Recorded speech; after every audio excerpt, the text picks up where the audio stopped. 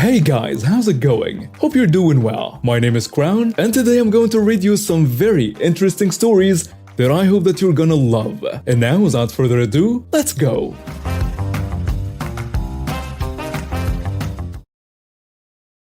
My story starts when I was just out running some errands, when I stumbled upon a scene that left me shocked, but eventually satisfied in the end.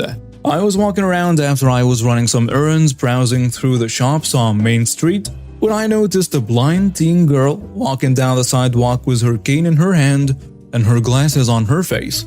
For a blind person, she seemed so confident, navigating her way gracefully despite her blindness.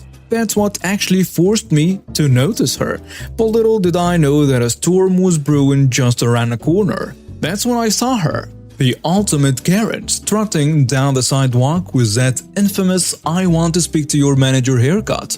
Karen was on a mission to ruin someone's day. Little did we know that the poor blind girl was about to become her unfortunate target. Karen, who was busy fumbling with her phone, collided with a girl and let out a dramatic gasp. "Watch where you're going, witch! You almost made me drop my phone!" The poor blind girl immediately apologized, saying, "I'm sorry ma'am, I can't see, and sometimes it's challenging to avoid accidents." But did that stop Karen from being unreasonable? Nope. Instead, she walked up to her and actually gave her a little shove. "Find yourself a corner to sit in and never walk aimlessly on the streets again," she sneered. My jaw dropped, along with those of the other people around. This woman was beyond entitled. She was downright cruel. The blind girl handled the situation with remarkable poise and said, "Ma'am, that was uncalled for.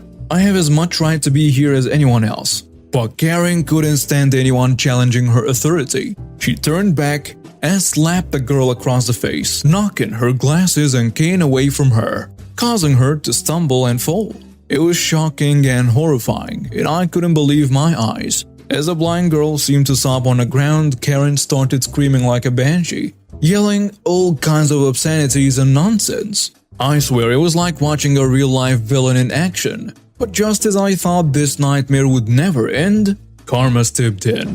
Among the passerby there was a man, tall and composed, with his two young daughters. He saw everything that happened and quickly sent his daughters to help the girl on the ground, while he approached Karen with a calm but stern demeanor. Then he revealed himself to be a US Marshal, and without hesitation, he put Karen in handcuffs while she continued her hysterics. "You're under arrest for assaulting this young girl," he said firmly. I couldn't believe it. It was my first time seeing the tables turn instantly like this. I gotta say, it's magical. While the marshal called for backup to take care of Karen, I went over to the poor girl to offer my support. She was still shaken and tearful, but feeling the kindness of strangers helping her regain her glasses and cane brought a small smile to her face. The man, who introduced himself as Marshal Dave, handled the whole situation with such professionalism and compassion. He stayed with us until another officer arrived, and Karen was taken away still screaming and protesting her innocence. Throughout all this, the girl remained gracious, and I couldn't help but be impressed by her strength. We chatted a bit while waiting for the police report to be filed, and she told me how she had been blind since birth but had never let it hold her back. She had dreams of becoming a musician and was working hard on her music studies. As we talked, I felt privileged to meet such a strong young woman. Once the police had all the necessary information, the girl thanked the marshal and his lovely daughters for helping her out. She was so grateful for his intervention, as were the rest of us who witnessed the whole ordeal. The marshal was humble and kind, brushing off our brays as part of his job. He made sure the girl had someone to accompany her home safely and assured us that the legal process would take its course. Later, as I was curious and ended up following the case, the girl decided to press charges against Karen for the assault. And you know what else?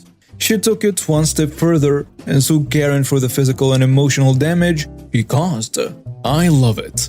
I had the chance to catch up with her after she filed the charges, and she told me how she knew it wasn't just about seeking revenge. She simply wanted justice, not only for herself but for others who might encounter entitled bullies like Karen. She teamed up with a good lawyer who specialized in cases involving discrimination and hate crimes. They gathered evidence, witness statements, and of course videos from some folks who filmed the whole fiasco. And let me just tell you, the case didn't just end up being about the physical assault. Her lawyer argued that the attack was motivated by discrimination against disabled people, turning it into a hate crime case. Rightfully so, nobody should have to endure such cruelty just because of their disability. The legal process took some time, as these things often do, but Karen eventually was found guilty of felony assault with a hate crime enhancement. She was sentenced to 5 years in prison, and on top of it, she was ordered to pay restitution to the blind girl for the physical and emotional damage she caused. So yeah, folks, next time you see a Karen brewing up some trouble, remember this story and be the difference that you want to see. This story happened a few years ago while employed as a police officer in a small rural 15-man department. Since being a cop, I've never had a strong desire to write tickets. Typically, my limit was 15 miles per hour over before I would even consider issuing a citation, and that might result in a 5 over ticket. 10 over, I will get a warning. I tended to focus on impaired and/or uninsured drivers. In the town was a lone stretch of roadway, a couple of miles leading straight to the nearest interstate. Using this road might take a few minutes off your commute to home/work, depending on the time of the day. The road had a couple of very old homes which had a comfortable distance from the roadway. Speed limit was 55, but not uncommon to see drivers going 15 over. We rarely got complaints. Unfortunately, one summer we had an auto pedestrian fatal accident. A driver was on their way to work in the early hours and hit a small child who wasn't supervised by their crabby parents. Speeding wasn't a factor in the tragedy. Following that tragedy, an order was given that we needed to seriously enforce speeding in the area. The next following weeks, I stopped anyone going over the speed limit, even 1 mile per hour over. Now, I still keep to my normal method of issuing tickets, meaning your speed needs to be excessive to get a ticket from me. Most of these stops consisted of me informing them of the tragedy and the importance of all of us driving more slowly. Most drivers are understanding and see what I'm trying to do here, except a few who filed complaints for stopping cars for 1 mile per hour and inconveniencing them. I get told to tone back on my proactive enforcement and just to be more visible. Great. Instead of looking for bigger issues or interacting with the community, they want me to just sit in my car. So for the next couple of nights, I park directly in front of City Hall, with my steady burns on. That's when your lights are on but do not flash. I stay there for hours at a time. I make zero attempt at being a productive officer. And being a vigilant and dedicated employee, I even take photographs to send to my supervisor to let him know that I am being visible. Needless to say, I get talked to about my attitude and told to go back to being normal. Side note, my sergeant later resigned shortly after I did, after some super shady crap happened in the department. Before he left, he gave me an award for the most literal officer ever. I still have it to this day. Super side note, I have another short story about malicious compliance when I was told to ticket people for long weeds in people's yards. Same town, same department. We had an order from the chief stating that the mayor was concerned with long weeds in people's yard that presented a fire hazard. So the order comes out that the small town will be divided into quadrants and each officer is responsible for ticketing people in their grid. Now, there were multiple issues there. Firstly, the city had very few sidewalks. This meant there was usually a stretch of ground from most people's fence to the road, which was just gravel or, in most cases, weeds. If that land belonged to the homeowner, the city, who knows? No one would ever answer the damn question for me. Secondly, our city had multiple pieces of land and property. Most of them suffered from the issues that I just mentioned. Well, 9 out of 10 properties weren't in compliance either. In fact, we had multiple brush fires started during the summer, and all but one occurred on city land. The hypocrisy was not lost on me, so I refuse to enforce the long weeds. Well, a couple weeks go by and we have an echo, term for a deceased body. A middle-aged man down on life ends it with a hunting rifle in a parking lot. My partner, a new officer with a few months on the job, is a primary for the investigation. As I try to help guide him, the mayor comes to our crime scene. He tells the chief about a house with really long weeds he saw on the way over. Chief sees me, must have been aware I was lacking in weed enforcement, and ordered me to go with the mayor. Well, the homeowner isn't home, so I tell the mayor I will investigate the matter. I ended up reviewing the city code enforcement, and there was some clause about allowing time for a homeowner to be in compliance after notification. It also had a clause about the length that the homeowner had to be in non-compliance before being notified. Well, I had no idea how long their weeds hadn't been in compliance, so I first had to document the length of their weeds, then I would have to follow up at a later point to ensure they have been non-compliant, at which point I would then notify them they had X amount of days to comply. Then I would follow up at that time. As you can imagine, this is really freaking stupid. However, we had a rule that any case that couldn't be closed by the end of the shift needed to go to investigations. The light bulb turns on. I then spend days driving through my grid, pulling cases for every single house. I take multiple photographs of each property which I upload into each case. I even measure the weeds. I vigorously attach all the license plates and /or homeowner info, and I type a long report narrative and copy-paste it to each separate case.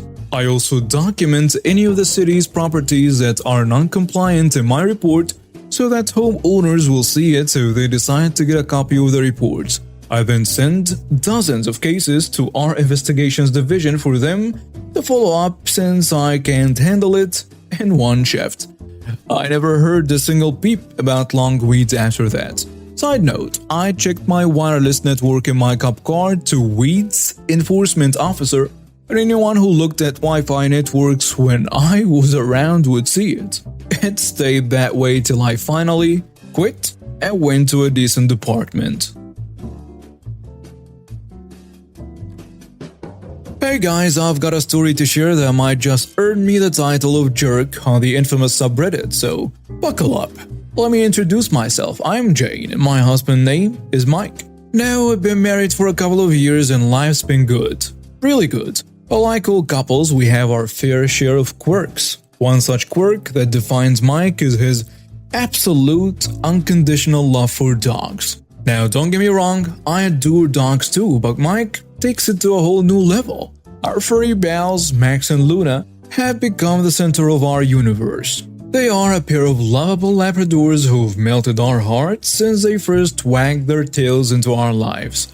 Here is where the problem arises. Max and Luna are pampered pooches, and Mike treats them like they are royalty. He takes them on long walks, plays fetch till his arm aches, and even lets them nap on a couch. I guess you could say they live the dream life of belly rubs and treats Galler. Now let's cut to the chase. The issue isn't that Mike adores our dogs. It's that he goes to crazy extents to make them happy, sometimes at the expense of our own comfort. Let me share an incident that recently went down and made me question my sanity as well as Mike's. It all began on a sunny Saturday morning. Mike had planned an outing for the four of us to the beach. Mike says to me, "Hey Jane, how about a day at the beach? I'm sure Max and Luna would love to splash around in the waves." "Ah, sounds like fun. You know, I'm not a big fan of sand in every nook and cranny. Can't we do something else?" "Oh, come on. They will be so disappointed if we didn't take them. Plus, the fresh air will do us good." "Alright, fine. But you're in charge of the dog's crazy beach party while I stay sand-free." And after the beach, we went armed with towels, a picnic basket, and our canine companions. The sea breeze was lovely, and the dogs had a blast frolicking in the water. My heart warmed as I watched their tails wag, and their tongues loll with joy. But then disaster struck. Mike thought that it would be a genius idea to build a sandcastle for Max and Luna. I know it sounds cute, but it turned into a sand monster extravaganza. complete with tourism modes, and the dogs decided it was a perfect playground. And before I knew it, Max and Luna were running around like headless chickens, tracking sand all over the beach. People around us laughed and some gave us annoyed glances as sand showered their picnics. Mike, I told you this would happen. Now look at this mess they have made. Oh, come on. It's just a bit of sand. They are having fun. They are having fun at our expense, and I can feel sand scratching places I didn't know I had. Alright, I'll get them cleaned up. With a sigh of relief, I watched Mike try to lead Max and Luna away from the sandcastle. Easier said than done. The dogs were having none of it and ran circles around him, sending sand flying every which way. I said, "Let me handle this, you can clean up the mess later." So there I was, running after two sand-coated pups, trying to grab their collars without being knocked over. At that moment, I wished I had a teleportation superpower, but all I had was my futile attempts at dog wrangling. After what felt like a lifetime of sandy shenanigans, I finally managed to leash them up and return to our spot on the beach. My clothes were a sandy mess and I looked like an extra in a desert-themed movie. All I wanted was to sit down and enjoy my sandwich, but fate had other plans. Max and Luna, now slightly calmer but still excited, decided to shake themselves dry. And guess where they stood? Right next to me. Before I could react, I was caught in a crossfire of their post-pass doggy shakes. Seriously guys? I'm not a towel. Oh no, are you okay? Mike asked. Do I look okay? I am soaked in sand and seawater. Mike tried to hide a laugh but quickly composed himself when he saw the look on my face. I'm sorry honey, let me help you clean up. So there I was, drenched in sandy water, trying to wipe myself off with a beach towel that was just as sandy as me. Max and Luna, oblivious to the chaos they had caused, sat there with those innocent puppy eyes, as if to say, "We just wanted to share our joy, Mom." Deep down, I knew they were just dogs doing what dogs do, but in that moment, I couldn't help but feel a little resentful towards Mike for his grand sandcastle idea. As we packed up to leave the beach, Mike took charge of the dog's cleanup. He says, "Fear not, my love. I shall cleanse our fur babies of their sandy sins. You better bring them back without a grain of sand." With that, Mike marched towards the ocean, Max and Luna in tow, and he managed to convince them to take a quick dip.